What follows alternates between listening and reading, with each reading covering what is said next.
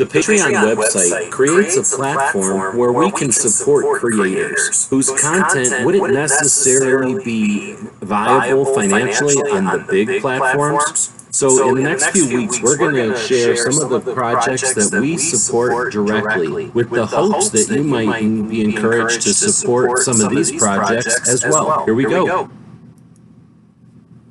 All right, this is the last week in this series, so looking forward to what kind of feedback we get on the series itself. Today we'll be talking about Rick's Life as I See It and Liberty Doll, two very similar channels.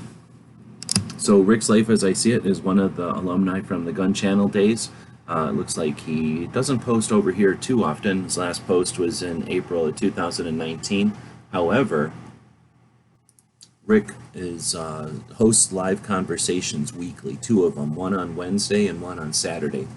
I haven't listened in a while, so I'm assuming that's still his schedule.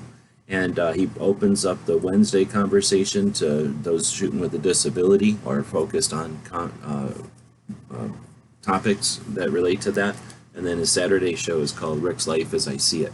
So I'm a big fan of Rick. He keeps a live conversation going, and I think that's important. I think that's, well, short of saying vital, but I definitely think it's a great alternative to the programming, the non-live garbage that's out there.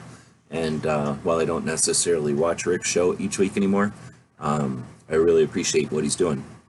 Now, I watched Rick's show for a long time, but like I've mentioned in a couple of these in the series, I don't watch everybody, or I don't pay attention to everybody who I support on Patreon.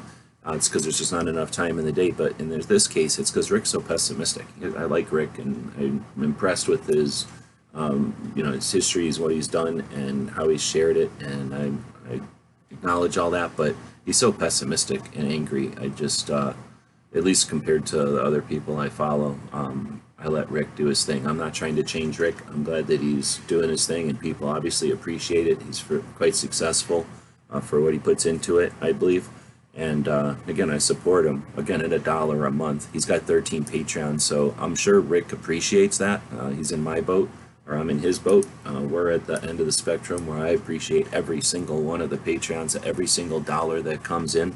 I'm not going to scoff at that. That dollar might be 70-something cents by the time they take fees, but that's also taking fees away from a couple of other dollars. So, that together does accomplish a lot. So I'm sure that although this probably isn't a lot of dollars for Rick, I'm almost quite positive he's appreciating the trickle that does come in.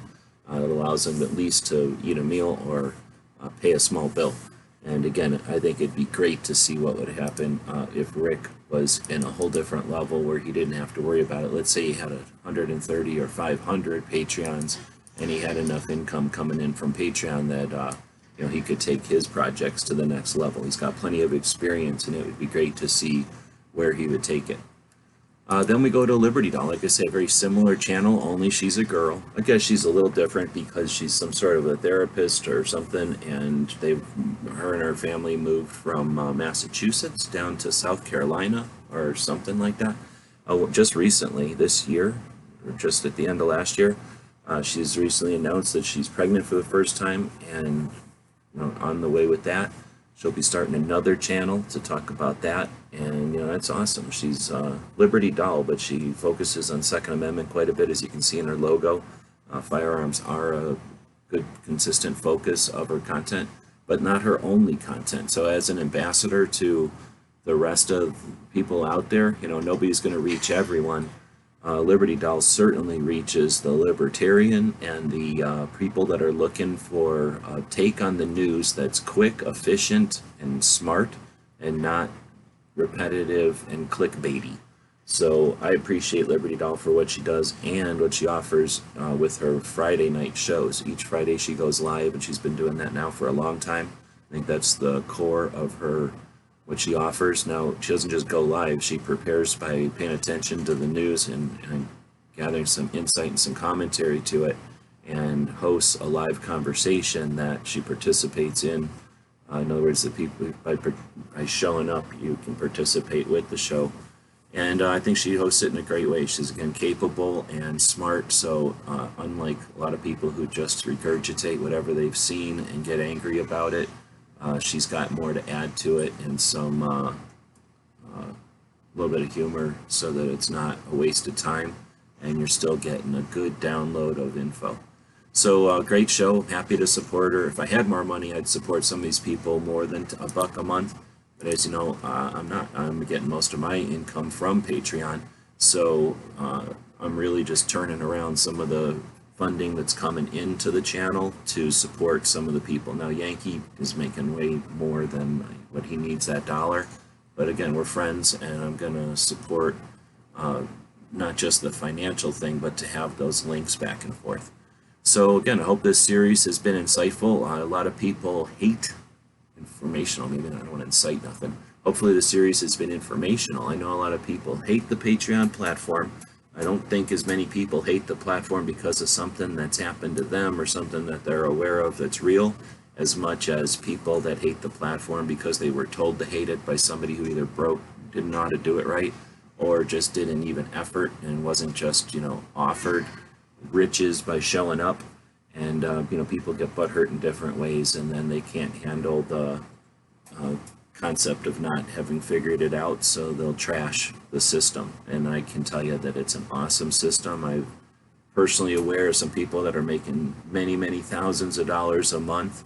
Often, once they're making a certain amount of money, they'll book off of Patreon, because it does show you how much support you've got, and I think they're embarrassed. People can do the math and figure out how much money they're making. And for the people that are, honest and doing this for legit reasons, there's no reason to be ashamed of the amount of support you've got. So again, just seeing people succeed over here and valid projects remain funded, and knowing that there's people out there that understand this is cool. So I was around to watch YouTube get big. I was around to watch, I guess everybody was around to kind of watch Facebook do what it did.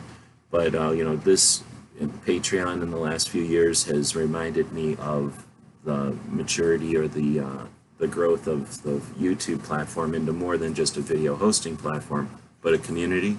And we're seeing that with Patreon as well.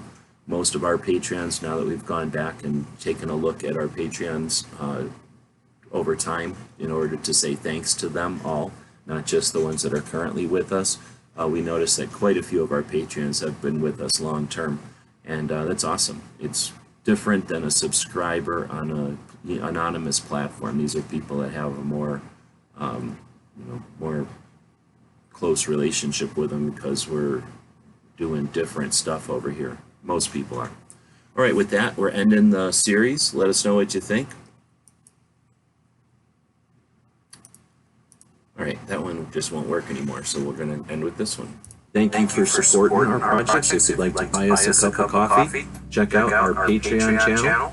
The guys and gals of gunwebsites.com encourage you to take a CCW class every year, practice at least once a month, and carry every day. Thank you for watching gunwebsites.com.